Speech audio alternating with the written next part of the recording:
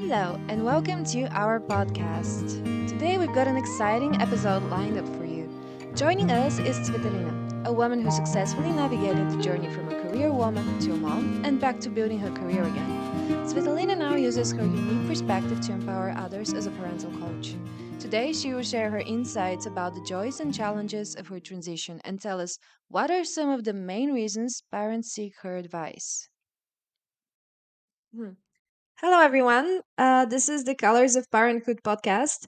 And today we have Tsveti with us. Tsveti, can you start by introducing yourself and also tell us a bit more about your journey into motherhood? Mm-hmm. Hi everyone, I'm Tsvetelina, so yeah, you can call me Tsveti. I'm born and raised in Bulgaria, in Plovdiv, and after high school, I lived and worked and studied abroad for about 9 years, and then I came back in Bulgaria around 11 years ago already, and I'm settled here. So my journey in motherhood, well, I became a mother when I was 35, and I have a 3.5 year old daughter. So I've always been very career oriented. Some people even called me workaholic. So I wanted to become a mother, but I didn't have this clear vision, and I wasn't really fixed to the idea of becoming a mother one day. So I just let it, go with the flow. Whenever it happens, it will happen. So yeah, at some point I after 30 after I turned 30, I started thinking more about this idea that I actually want to become a mother and I want to have kids, and it's probably about time to think more deeply and seriously about this topic. And yeah, it happened very naturally and quickly, actually, as planned. So here I am. I'm a mother for the last almost 4 years now. And did you plan your pregnancy? Yes, I did plan it, and it's really funny because I got pregnant exactly when I planned to get pregnant. So it's like it's like a super strategic and planned thing that happened. I was pregnant in 2020, and my daughter is born at the end in October 2020. So in very um, strange COVID times. COVID times, yeah. Yeah, yeah. But I had a very um, calm and happy pregnancy, I must say. And did you stumble across some misconceptions or judgment because you were above 30? Like this type of stigma that it's hard Mm, for women that are above 30 to give birth? yeah. Um, I've heard this a couple of times probably. Here in Bulgaria, it's still more common to become a mother before 30 at 20 plus. Yeah. Um, but I've seen a lot of examples in my life. In Western countries, women become mothers and get pregnant at nearly 40, even 40 plus, which I strongly believe it's a normal thing, and you can still be a mother at this age. So it's not about the age so much, it's about when you feel ready and when you feel it and when you have the right partner next to you. I've heard it, I guess, mainly from doctors saying, "Okay, time is running. You have to be become pregnant if you want to be a mother." But not really. Nothing. I probably didn't allow these misconceptions Yeah. to get on my way. Yeah. So I think it's just normal. Yes. When my mother became a mother when she was 21, 22, which I really can't. I really couldn't see myself becoming a mother. So at so early age, or even nowadays, people at this age are just have different priorities. So, but anyway, I don't think we have to put this whole thing in a frame. Every woman actually decides when is the right time to become a mother, and even if she wants to become a mother. Yes, Yeah. I definitely agree with that. And I think it's also depending on what are your priorities. Like, is it career or are you mostly family oriented? Is it Mm, really important for you to find the right person or you can do it by yourself? Like, so many different yeah, scenarios. absolutely. But definitely, I don't like the fact of having a biological clock like ticking in front of Mm, me and saying, like, you're getting that age and it might be difficult for you after that, and it's a bit scary even when doctors say it. But mm, my aunt also, I think she gave birth when she was 35 or 6, and mm. it's like more often and often now. Yes. Here in Bulgaria, as you said, in the West, culture is different. Mm, yeah, And can I absolutely. ask, yeah, can I ask about your career now? Where are you now? Yeah, I'm where I'm now. Well, I'm in a transition, which has actually almost nothing to do with my role as a mother. I'm in a transition of probably starting a new role.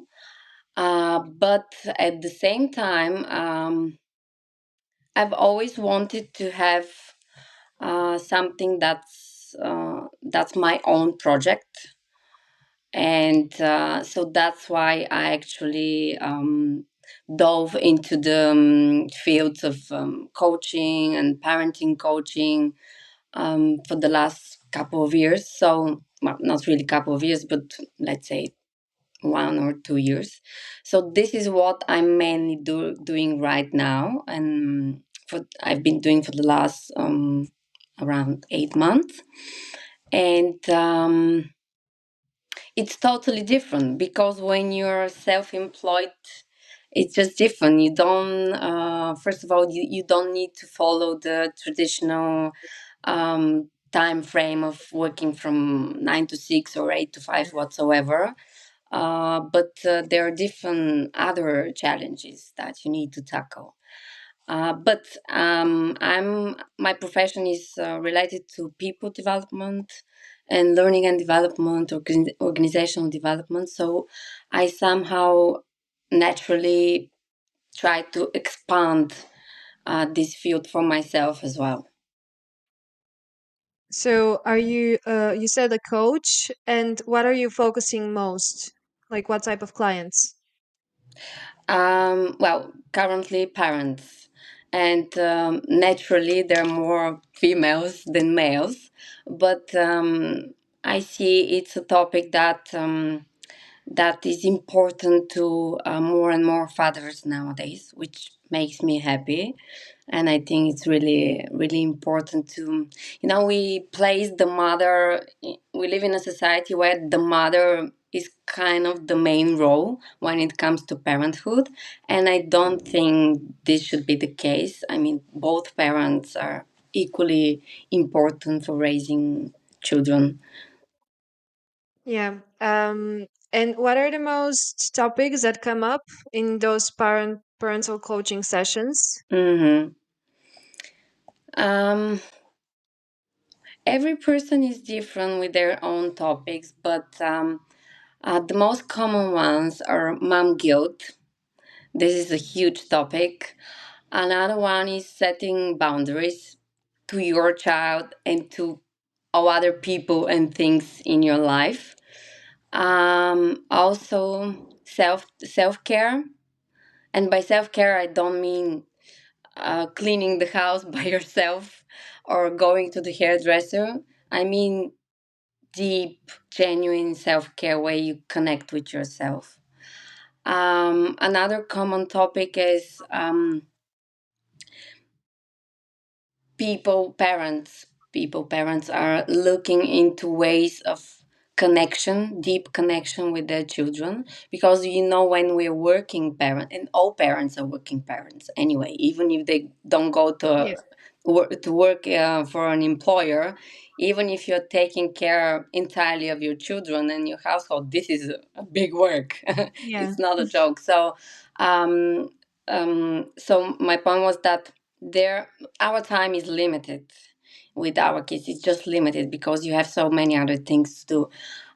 So people were mainly struggling on building this strong relationship and connection with their child or children for the limited time we have, especially if we And work 9 to 6, for example.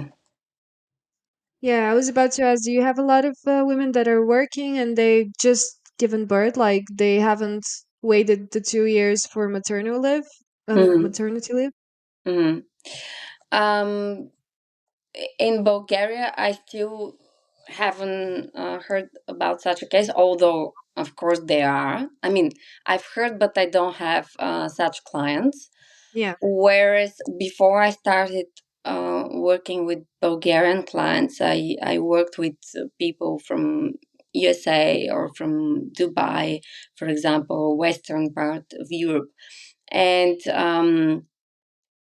probably that there the maternity leave is a lot shorter than the one in Bulgaria. So yes, they need to return to their work after 3 or 4 months, most of the time, which is totally different from Bulgaria, where you usually return after 1 year, some people even after 2 years. But still, there are cases where I've heard about mothers going back to work after, let's say, 4 months or 6 months after giving birth, which is a challenge to tackle. It's not an easy job. And what about yourself? When did Mm. you went back to work? I intentionally took exactly 1 year off. I mean, off work because my goal and my vision was to have this 1 year entirely for my child, because nobody can turn back time, and children grow. They start nursery, then kindergarten, then school, and the older they get, the less time we have with them, especially when they reach the teenage years, the teenage age. So yes, I took exactly 1 year, and I wanted to devote it entirely to my child and to myself in terms of my role as a parent, because this is a new role for everyone who becomes a parent. You don't just give birth and there you go, you're a parent. To me, it doesn't work this way. You have to parent yourself and kind of train yourself, or even look at different perspectives when you become a parent, and especially a mother, because there are changes in your hormones and so many other things that you need to reevaluate in your life. And some women even have to reconsider their identity. Yeah. What Mhm. are you going to be in the future now that you're a mother? Yeah, it's definitely, I believe, is a change of identity. Mm, It's you put your old life behind basically. It's not like you can get it back. It's such a different role. You have responsibility for a human being. So I can imagine that. And when would you say that a lot of women struggle with those expectations? So they haven't been prepared actually to realize that their whole life should be left behind and they have to adapt to a new one. It's not like their old life is not mm, there. It's just mm, it's a whole new life. mm, mm. When I remember when I was pregnant and talking to women who already had their children, and sharing about my pregnancy, and they were all telling me, uh, enjoy yourself now because your life will change totally. And I was curious. I was asking, what exactly is going to change? Of course, I can imagine you're going to have another person at home that totally um, waits for you to take care of this baby and to put maybe yourself a little bit as on a second or third place. But still, what is the thing that is really going to change? And the common answer I got from all these women was, you will see. Nobody tells you in advance. You will just see. And yes, definitely things change. And I also believe that probably this is one of the main struggles for women.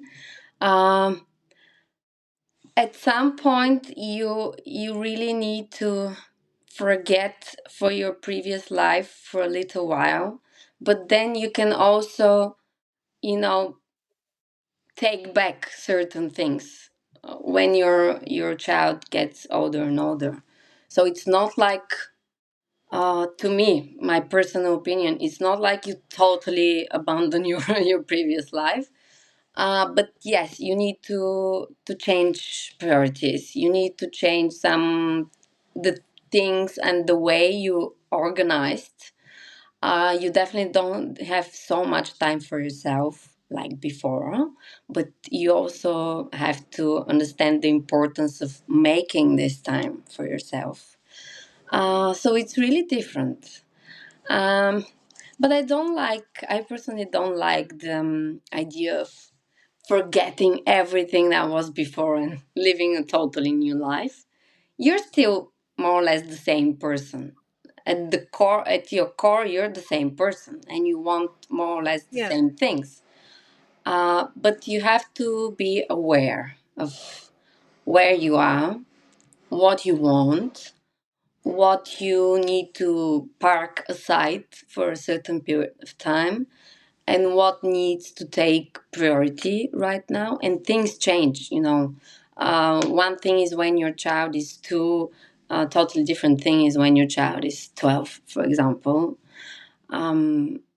But one thing that is a constant for me is your is my parenting role. So not about the changing diapers or providing food and education. That's to me the basics that everybody has to do. What's most important and goes all the way until you're alive is your parenting role and actually raising yourself together with your child all the time.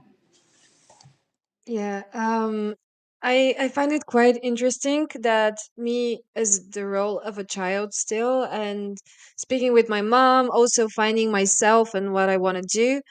It's more like I realize what is the role of my mother, like what has been her role also during my whole childhood when I wasn't aware, like when we were little, we were not aware Mm, that this is a person, and she became a mom and she changed everything in her life almost to be responsible for you and take care of you and everything else. And also, mainly, I realized that this is the person that I always trust that she would be on my side. mm-hmm, Like these are my comfort people, my parents, and they would always be on my side, even if they say I don't believe that you're doing the right thing, but I know that I won't be rejected. And I think this is the most precious feeling to have to be you know where you can be where you won't be rejected because everything mm-hmm. else is like shaky in the world. Yeah, that's true indeed. Yeah, that our family is the place where we feel most confident, even most accepted, with strongest connection and relation. And it's a great job. Uh, I think it's a great job for a parent if this is how their child feels when they grow up in a safe place. So Yeah. and nowadays, you've probably know you've probably heard that we talk a lot about psychological safety in the corporate world, but there's also psychological safety at home. Meaning, am I feeling safe to share with my parents, with my mother, for example, with my father? Or am I scared? Do I feel fear? And am I going to hide certain things from my life because maybe they will get angry at me? Or maybe they will punish me for my decisions and my choices. So it's one of the most important things as parents to create this safe environment for our children. And even though we might not see the result right away, we can see the result in 10 years, in 15 years.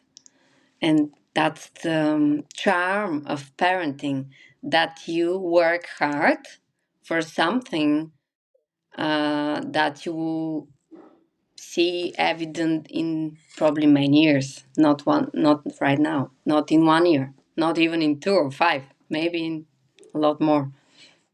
And this is really tricky for human beings to be patient and not to want this instant gratification from whatever they've done.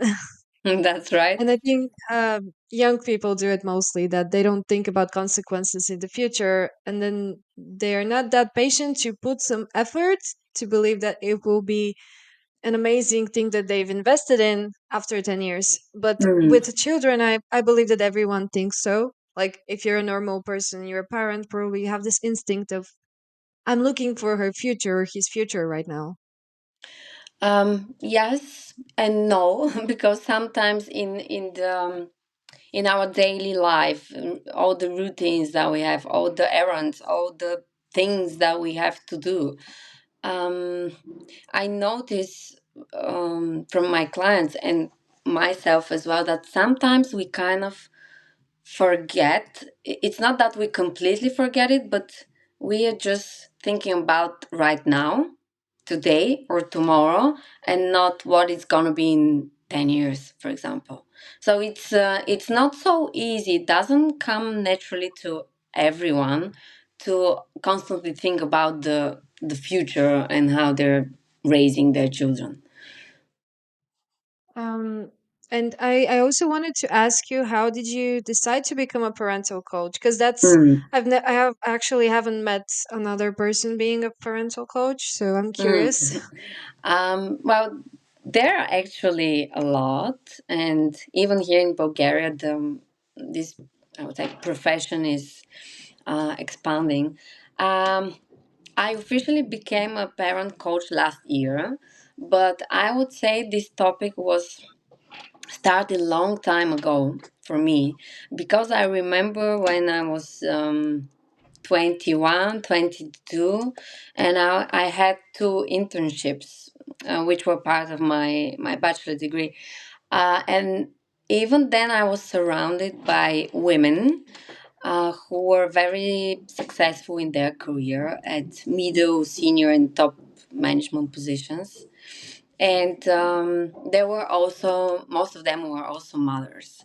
And I was very curious about this topic, how they're juggling between both very important roles. I even remember there was a lady, sales and marketing director, and she was pregnant, I think, with her second or third child, and she was working almost until her delivery date. So everybody was fascinated how she's handling all this, being pregnant and coming to work every day. And I was curious. I didn't really understand it back then because I was far away from the idea of becoming a parent. And later on, maybe 3 years later, again, I was surrounded by a lot of um, successful women in different manager roles. And one of them was even my boss. And I had conversations with her about being a mother and staying at work for long hours, and she was just sharing with me how she feels.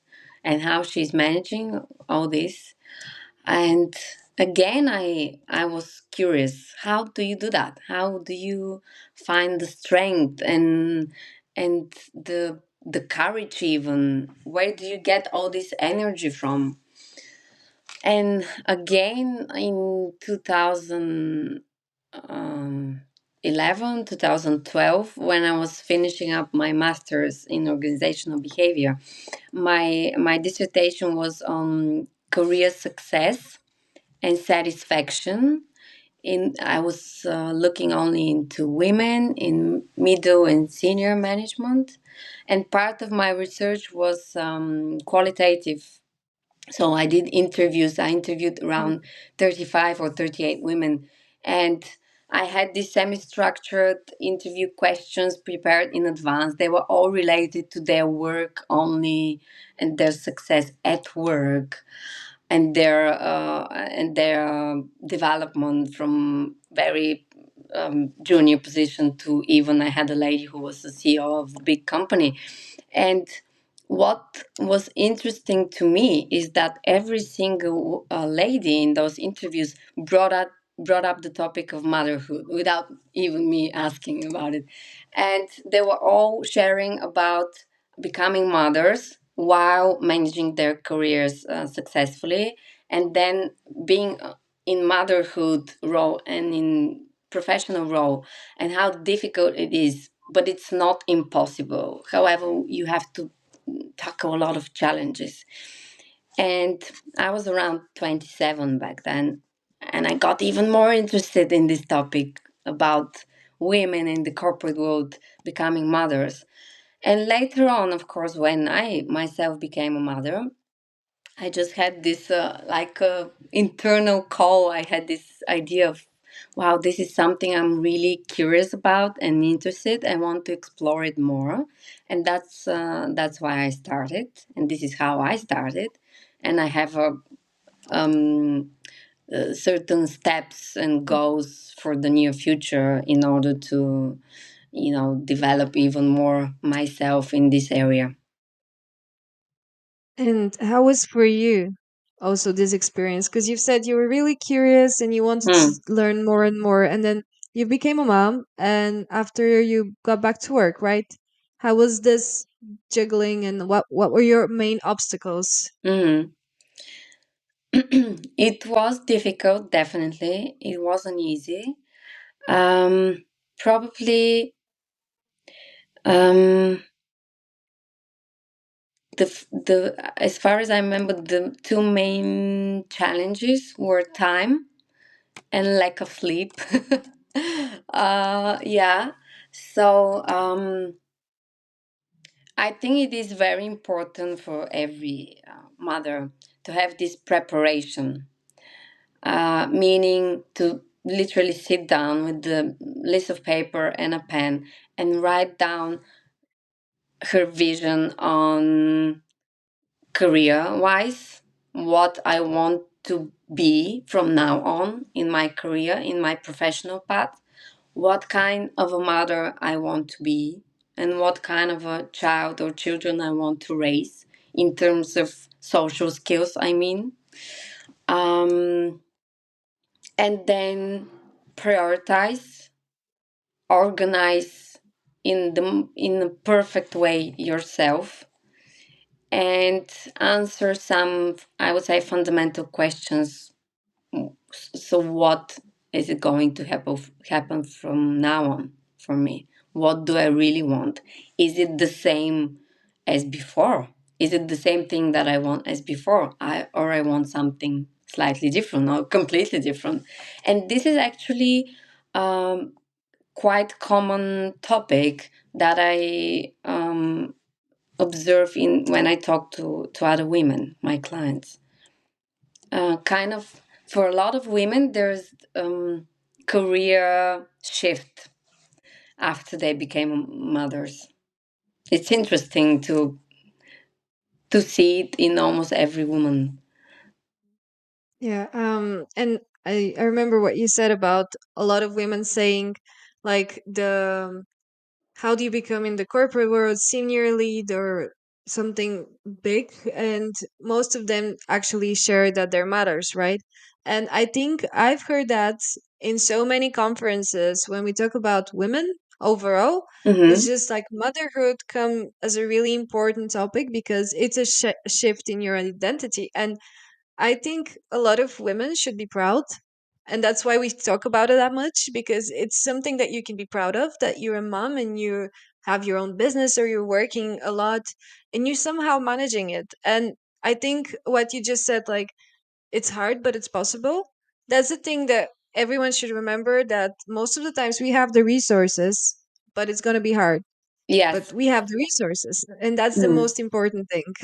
Yes, definitely. And this reminds me of one of my favorite books on parenthood and motherhood, which is called Hard Doesn't Need to Be Bad. So really, I think we need to embrace hard, that it doesn't equal bad. When it's hard, it actually motivates you more. It develops you as a person Yeah. more. It makes you even use your creativity to look for different ways to achieve things and to organize yourself and to manage yourself. And and what I really appreciate is that more often I hear men talking about women and how successful they are at work and in motherhood, and saying that this seems like really almost impossible.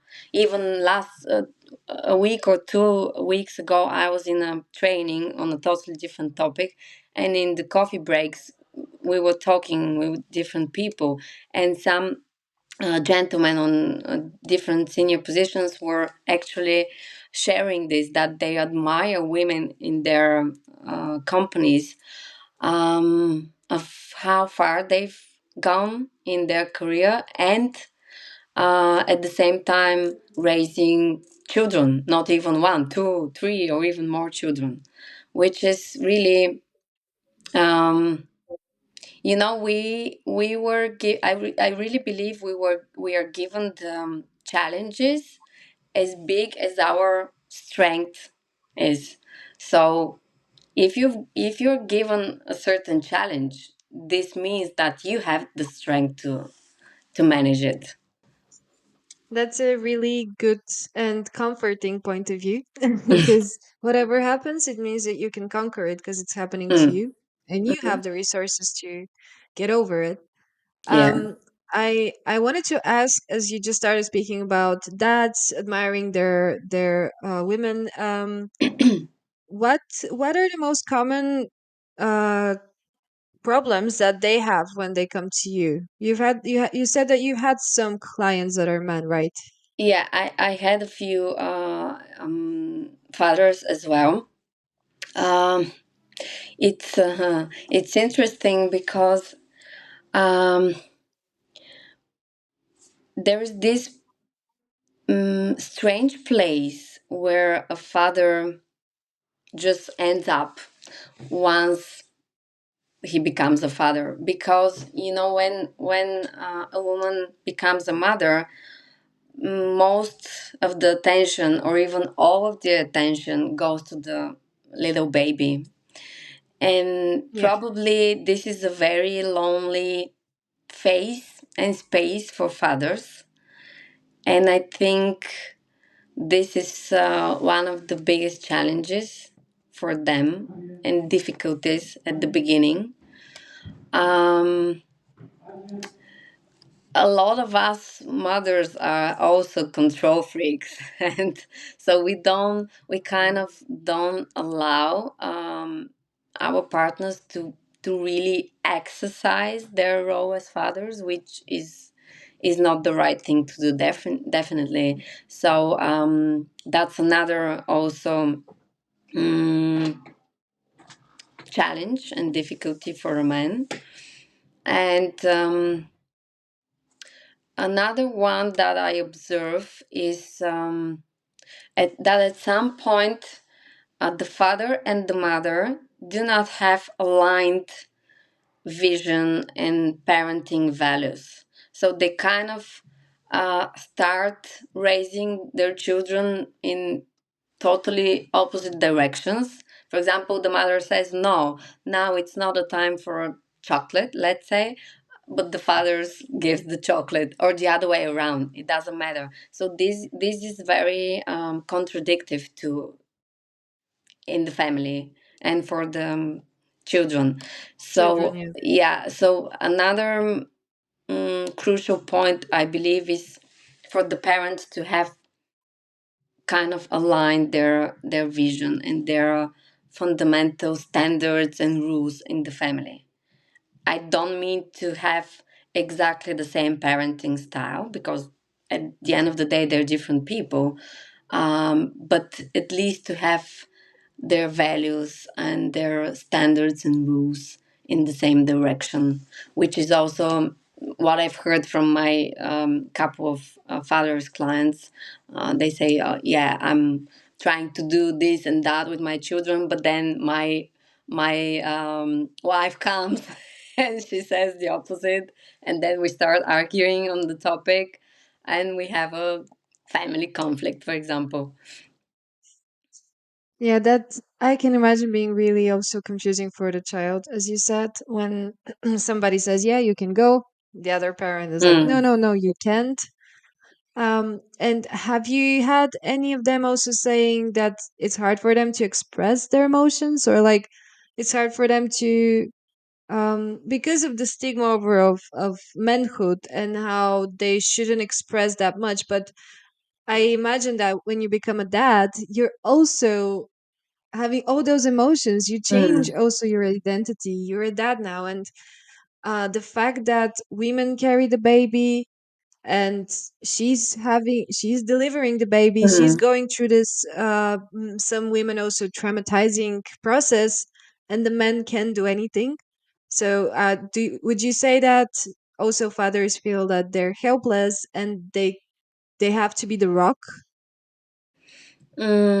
Yeah, most probably, or in most families, probably this is also the case. Again, because of some norms that we have in our society. Um, Although I know fathers, they're not my clients, but people that I know who are actually very openly expressing their emotions, but still they have this feeling that I'm the father, I'm the one who has to deliver, I mean, food on the table, and I'm the one who Yeah. is responsible for, taking care of the entire family. Um, yes, most men are not so openly talk about their emotions. But if they're willing to try, and if they're willing to have this conversation with a professional person, they actually start expressing, and they start actually sharing what's bothering them, what's difficult for them, how they're managing it. It's definitely different than if we are going to compare between a mother and a father. Yeah, and I just think that me personally, I was looking into motherhood and how mothers are experiencing the whole journey of becoming this new person. But I forgot that with dads, we have like similar, I mean, the shifting identity Mm, process. And because they have a different role, they would have different challenges from mothers, but they do have a lot of challenges. And I think more should be talked about yes, their definitely. experiences, and also how to handle a mother who is experiencing postpartum depression, for Mm, instance, or some sort of anxiety that is hard for her, and for him to understand if yes. not informed. Yes, that's right. That's another crucial part as well. When the mother is going through phases which even she doesn't understand well what's happening exactly, and then it's a challenge for the father to understand and to help. And we have to be aware of the fact that fathers go through their own difficulties and their own experiences and challenges, but most probably they kind of put themselves in a shell and Yeah. do not express so much.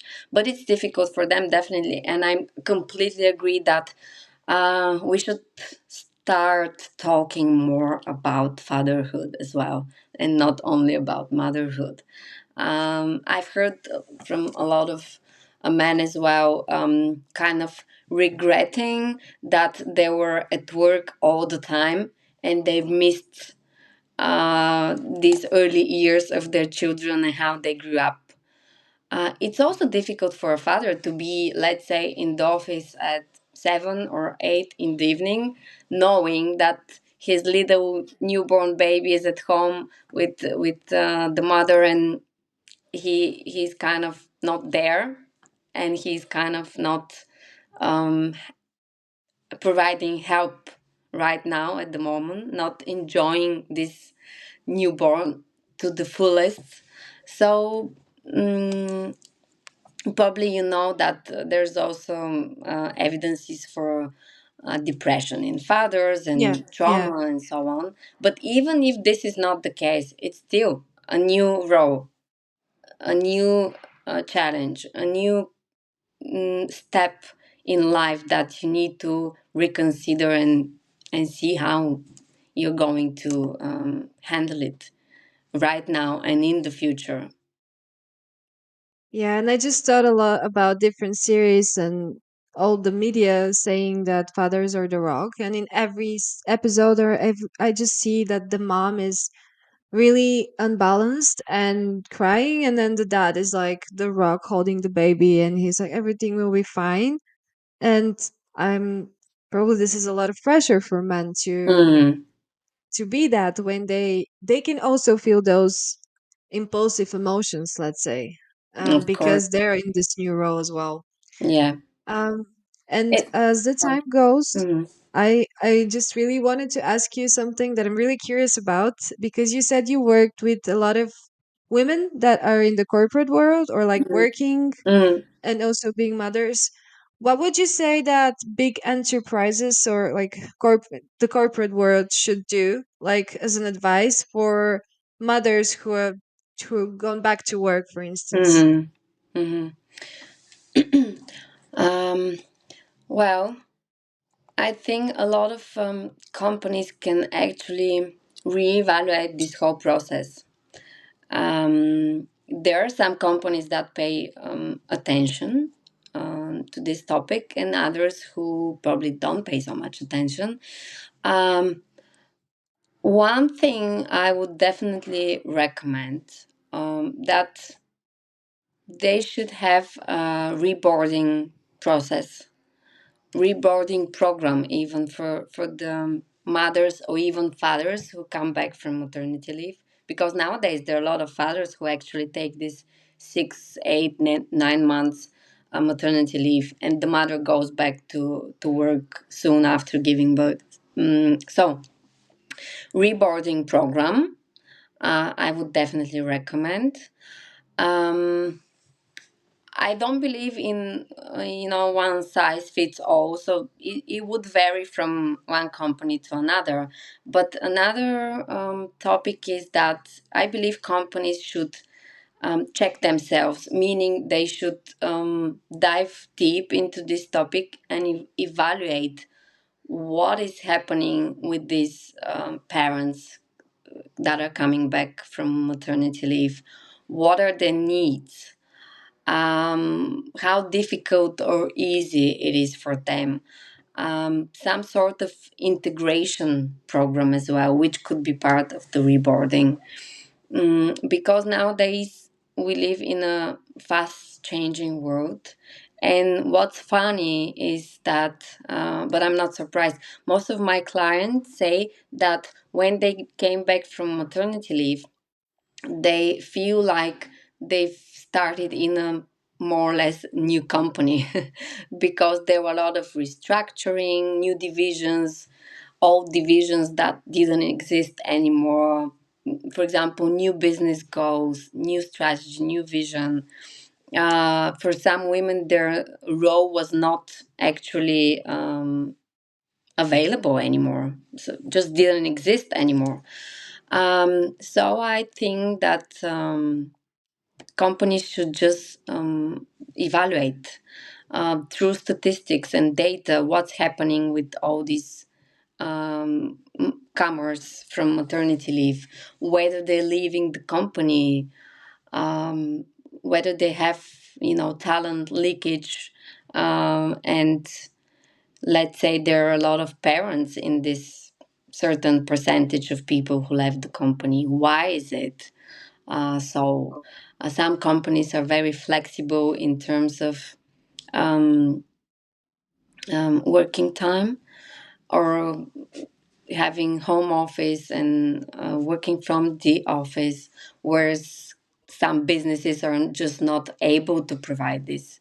So it's a huge topic, but I believe that every company if should and can evaluate um, this topic of having parents employees, and provide certain initiatives that are possible for the business, like more flexibility, the integration I already mentioned. Because when you come back from maternity leave, things are just not going to be the same anymore, and most of the time, and you don't just until today you were taking care of your child, and from tomorrow you start work again, and everything is the same, and you just slowly fluently go back and smoothly go back to work. You need to integrate this person, probably step by step, I would personally recommend, and not just all of a sudden jump back in your previous role. Hmm. Yeah, I can imagine also, like, even if you're a student, then you start working, and a long after a long period, like 10 years, you decide to go back to studying. It's Hmm. just because you've been out for a long time. You don't have the same habits, you don't have the same process of thought. So I can imagine women going back to work, they need some adjustment, and the employers are those people that should take care of that to have a smooth integration, as you said. Hmm. Yeah, it's a huge topic. Yeah, it's a huge And topic. Yeah, it's not a must. I mean, employers have the right to choose whether they want to provide this yeah, flexibility or not.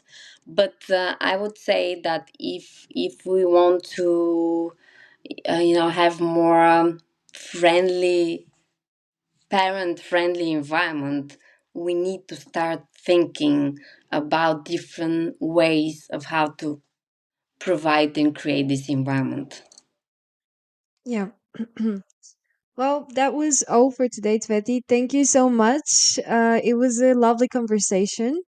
And I will tell my audience where to find you. I'll put it in the link after, and they can find you if they need some help for like a parental coach.